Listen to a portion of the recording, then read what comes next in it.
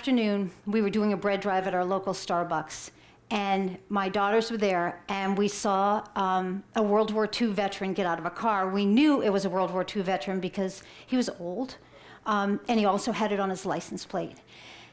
And one of my daughters ran over to him and said, "Excuse me, sir, I want to thank you for your service to our country," and she handed him the loaf of bread.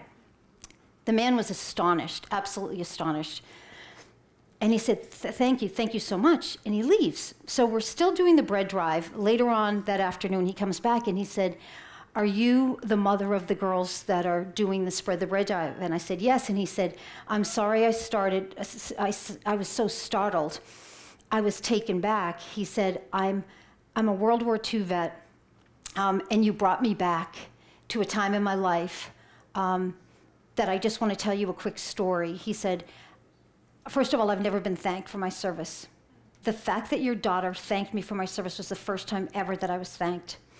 The memory took me back to 1945. It was post-World War II in Czechoslovakia. He said, "I was a Jewish American Army soldier, and I was greeting, helping displaced people come off of the trains." And he said they were so tired, and they were so hungry, and they were so sad. And I said to my comrades, "Don't eat any of our food. Let's save all of our food. Let's shove it in our uniforms. Let's save it, because one piece of bread can keep someone alive for one more day. And that one more day might matter." And so he said his comrades started shoving food in their uniforms, and then they would take their handkerchiefs off and they would put them on rocks, and they would start to feed the displaced people as they came off the train. Harold ended up greeting a woman who came up to him, and he said, "Have some bread. You need some bread." And she said, you don't know me."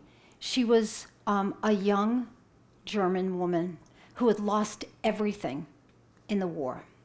She had lost her bookstore, she had lost her husband, she had lost her only son on the Eastern Front.